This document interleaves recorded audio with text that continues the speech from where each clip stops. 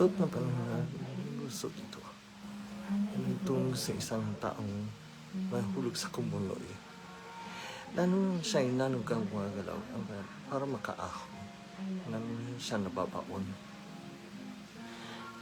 Ano mang katutuwid ay nangangailangan ng lakas at tibay na loob. Iba yung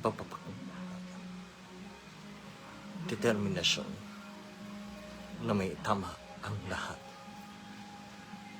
Pwedeng sigurong ibang ito sa mapakapilat sa kahihiyan.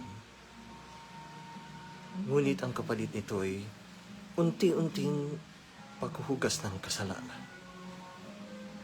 Pagpapawas ng bigat ng nangyayari sa dibdib. Paghihilom ng mga sugat na nilikha ng pagkakamali. At higit sa lahat, katahimikan at kapanatagan ng kalooban sa pagtanggap ng kapatawaran. Inan sa atin ng gaya ni Lourdes ay isinangbo ang sarili alang-alang sa kanyang minamahal. Sinakripisyo ng pangalan at karangalan, mapagtapan ng ibig.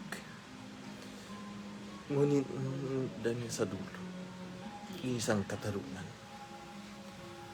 Sulit nga ba? Karapatan pa siya? Nagkatulong ba?